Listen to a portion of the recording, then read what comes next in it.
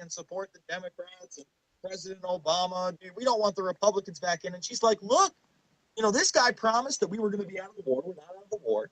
She promised he wasn't going to be giving any more money to the corporations his entire life. So he said he was going to create jobs for the economy. He has not. He has not done anything that he has promised his constituents. So I refuse to support him and his platform. And I say, bravo, Miss Goodman. And we need to see more mainline people come around. 5 years ago, when we went to a Cindy Sheehan event, Corey, Dylan, and myself, this is before Loose Change second edition had even come out. We had just finished the film. We had a couple burnt copies. We gave one to Miss Sheehan, and we gave one to a local Fox News host out of Binghamton. This is what really launched us, were these Binghamton news clips that went all over the web, and people couldn't believe this was before YouTube, by the way. And you could have never convinced me at that point that me and Cindy Sheehan would be standing arm in arm at the G20 in Pittsburgh, and she would have a little bit more radical things to say than Jason Bermas. She turned to me a couple times and said, "What's wrong, Jason? Am I a little too hardcore for you?" And, we had a good time out there. I had drinks with Cindy, and I got to see her again in New York City just a few weeks ago, almost a month now. And, she is now a mainline figure that they are marginalizing because it wasn't about George Bush and the Iraq War. It was about the Iraq War. Yep. Okay? And now when she's speaking out against Barack Obama, it's not media friendly. It's not left-right paradigm friendly. And I applaud her because, she's not on these speaking tours anymore. She suffered financially from this. She can't get on the news, but is she stopping? Hell no. She's going harder than ever. And, she's an admitted 9/11 truther now. She's seen my work. She can no longer deny it. I love Cindy Sheehan. She is really an inspiration to me to this day. Love what she does. Love how she's still getting out there. Love how the fight is still on, because tyranny doesn't stop for anybody, not for any political party, not for any movement. There will always be a balance of good and evil. There will always be the need to go after the corrupt. Corruption will never end. It is in the hearts of men, I promise you.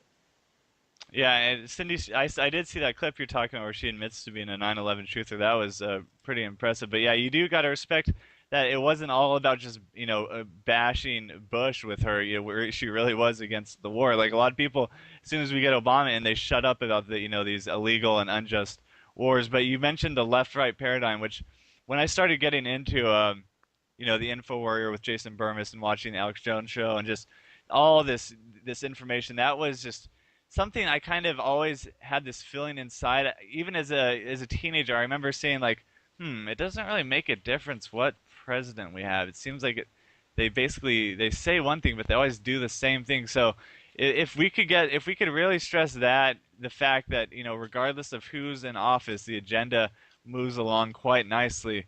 If we could really stress that point to the people, maybe we actually have a chance of doing some actual change, not the fake Obama change, which was actually quite the opposite. It was just more of the same, tyranny. The thing I've noticed, they use these left-wing puppets like Obama to, once they get in, they make these people push, one side of the New World Order globalist agenda, which would be like, things like socialized medicine, attacking your economic liberties. But then they have a right-wing puppet in when they had Bush. They use, the right-wing puppet to, push more of these unpopular things that's associated with the more, Republicans, like, foreign entanglements, attacking civil liberties. And so it's kind of like they play this crazy game of just, once they get one puppet in, they do all, they'll just have them do all the unpopular things with them, and so on until eventually, we're just in this complete tyranny and we're just marching along quite smoothly. And as far as the mainstream media, there's been a lot of talk about Glenn Beck talking about, these issues, and a lot of people think he's actually basically just ripping off Alex Jones. But what I've come to determine is, sure, he does say a lot of things Alex Jones is saying Glenn Beck, but he just says it's all on the administration now. He just says it's all Obama's fault. It's just such a joke. It's all the Democrats. He, you know, Well, he, absolutely. All right, let me say this. I keep up on Glenn Beck. You can see quite a few videos of me taking on Glenn Beck, especially when he tried to debunk the FEMA camps. I was supposed to be on the Glenn Beck program on the 5th anniversary of 9/11 later that day, but I had destroyed the Popular Mechanics people so hardcore on Amy Goodman, they canceled us. We'd been talking to the producers for months, for like 2 months, they had set it up. Canceled. They didn't want an opposing view on that program. Red flags went up for me on Beck that day. Later on that day, when I had come back, my feet were sore. I'd been marching the whole day. He marginalized how many people were down at Ground Zero. He was one of the few people to talk about the 9/11 truthers. He said, oh, there were hundreds of us. No, Glenn, there were over 2,000 of us, close to 3,000, and investigate 9/11 T-shirts. That's what was really going on. And then to see him bring back Popular Mechanics to debunk the myths about FEMA camps, I knew right then and there this guy was not a good guy. Now, flashback to a couple of weeks ago when I turned on his program, and the guy's talking about basically some of the same stuff that I went through in Invisible Empire in the very beginning of the movie, the history section. He's talking about Edward Bernays. He's talking about Colonel Edward Mendell House. He's talking about Woodrow Wilson. He's talking about the League of Nations. He's talking about the Council on Foreign Relations. But then he refuses to talk about the power structure, the endowments, the funds that are behind it. And it's always these low-level minions within the administration. Cass Sunstein doesn't run anything. Cass Sunstein writes policy papers and does interviews for the establishment, Glenn. This is, and it drives me nuts because honestly, the New World Order is about a socialist communist agenda, but really a tyranny agenda. A lot of people say, we're in a plutocracy or we're in a technocracy. I don't believe that. I think right now what we are truly in is a technopoly. The elites control the technology. They control the flow of information. They monopolize it. There has been really no chink in their armor other than Infowars.com, Alex Jones, loose change possibly, and they're literally like throwing stones at Goliath. And I wonder if one day we're going to be able to hit that one stone between the eyes and knock this thing out. But I don't think we're knocking out the good. This agenda has been going on for hundreds and hundreds of years, if not thousands of years, and the elite have always seek to consolidate power. Men in power never want to give up their power. They want to expand their power. And, once again, all you have to do is look at who has been behind these things over the past, century, and you can't say that it's the Barack Obama administration. You can't spin that lie. And really, that's what Glenn Beck has done. Remember, 9/11 truthers will work with white supremacists and Al-Qaeda to kill Jews. That's the message from Glenn Beck after, that nut job went into a Holocaust museum and shot people. Not one person in 9/11 truth said, oh man, that guy is a hero. I am so glad that he killed those security guards. Nobody did. But that was Glenn Beck's talking point. Why? You have to ask yourself. Yeah, I just don't have a good feeling about that guy. And one thing, just to go back to, you mentioned on your program one time this documentary called The Capitalist Conspiracy by G. Edward Griffin, and I watched that and was blown away. I'd recommend that for everyone. That's a very, older, I think it was made in the 70s. But there's this point he makes back then, which is just as true today. And it talks about how a lot of times the elite will make something seem anti-establishment to the younger generation, and then make it seem like, oh, ooh, don't promote that. They'll basically just be just messing with people's minds. But what he says is back then the college kids and the kind of rebels all leaned towards communism and being leftist, and like that was the real rebellious anti-establishment thing to do. But really the elite, they promote socialism even though they're very rich, but they just use, and he makes a point that they just push communist socialist legislation as a way to just control power and just ultimately have more power, because ultimately they'll be running the show regardless, so it's not going to hurt them. But what he does is he makes it seem like like it's kind of, the elite make it seem like it's kind of taboo or whatever to be a communist back then, but when really in reality those people were actually just empowering them. So I think they can kind of do that right now through talking heads like Glenn Beck will make it seem like people are all it's going against the system by calling out a few Democrats, here or there, the Obama administration, when it is so far beyond the, Obama. It's what about the people behind the scenes, the corporatists, the CIA, these secret societies, the Bilderberg Group. People like Glenn Beck, they mock people who talk about the Bilderberg Group. And when you look at the Bilderberg Group, they're one of the fundamental groups in setting up world government. They met in 1955, and back then they discussed setting up a European Union. And that was actually in 1954, but Oh, very, very close. Hey, that's all right. I have it in the film, and that's why I know it because, we discussed that. They talk about building a European Union back in 1954, and then one of the chairmen of the Bilderberg Group, Devignon Atenier, bragged about this fact back in, I believe it was '08, and said that perhaps we could have a Amero or an American or a North American Union the same way they were able to influence the European Union and the Euro all those years ago. They're very patient. It took 40 plus years to implement what they really wanted, and they're still having problems keeping that unit together. But they realize if they can consolidate power to, 6 or 7 world unions, global government will be the next logical step in people's minds because they have conditioned them to believe that.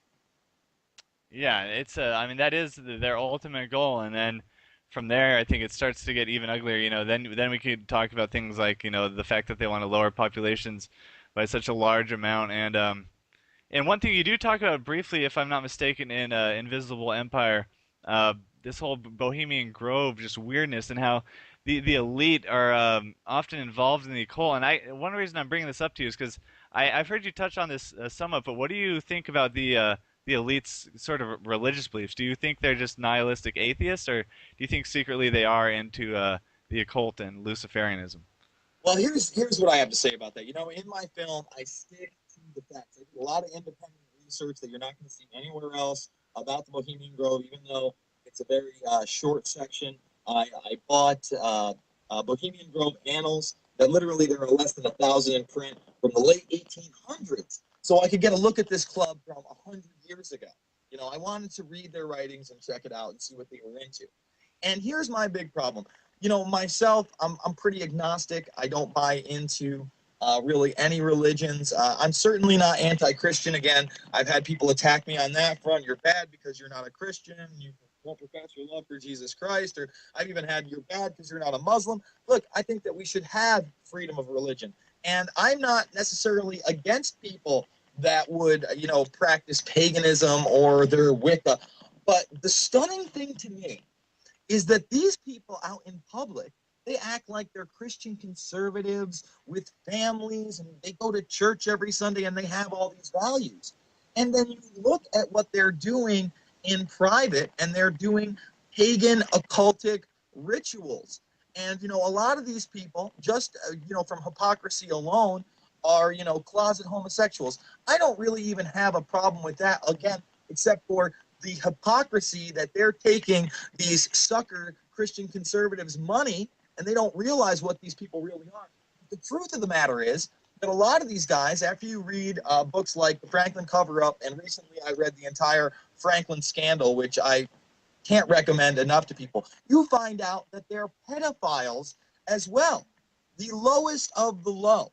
So, I do think there is that sect out there that kind of follow this Crowley-esque belief system of paganism, of occultism, and ritual sacrifice. And then I think that there's also this sect that really doesn't believe in that, but they're social climbers, and they'll do anything to get into these clubs, so they go along to get along. But I think if you get to the point where you're attending a ritual with a man dressed up like a high priest, with people in druidic outfits, who does a ceremony where a man rows in on a boat dressed up like death, hands you the effigy of a baby, and then you sacrifice this to a 40-foot owl god on a fiery altar. There are some issues to discuss. There are some issues to discuss. Yeah, it's the first time I still remember when I first heard about Bohemian Grove, and it was just so paradigm shattering. The fact I always thought of them as just being mainline, religious, whatever Christian people, and then you also hear about, so they always claimed, and they promote things we're for the family. Then how come, why is it always these Republicans that, like there's that guy in Idaho, I can't think of his name, but he got caught, soliciting male prostitution, and it just shows the total lie, this double life that the Couple times and said, "What's wrong, Jason? Am I a little too hardcore for you?" And we had a good time out there. I had drinks with Cindy, and I got to see her again in New York City just a few weeks ago, almost a month now. And she is now a mainline figure that they are marginalizing because it wasn't a and support the Democrats and President Obama. Dude, we don't want the Republicans back in. And she's like, "Look, this guy promised that we were going to be out of the war. We're not out of the war. She promised he wasn't going to be giving any more money to the corporations his entire life. So he said he was going to create jobs for the economy. He has not. He has not done anything that he has promised his constituents. So I refuse to support him and his platform. And I say, bravo, Miss Goodman. And we need to see more mainline people come around. 5 years ago, when we went to a Cindy Sheehan event, Corey, Dylan, and myself over the web, and people couldn't believe this was before YouTube, by the way. And you could have never convinced me at that point that me and Cindy Sheehan would be standing arm in arm at the G20 in Pittsburgh, and she would have a little bit more radical things to say than Jason Bermas. She turned to me a couple before Loose Change second edition had even come out. We had just finished the film. We had a couple burned copies. We gave one to Miss Sheehan, and we gave one to a local Fox News host out of Binghamton. This is what really launched us. Were these Binghamton news clips that went all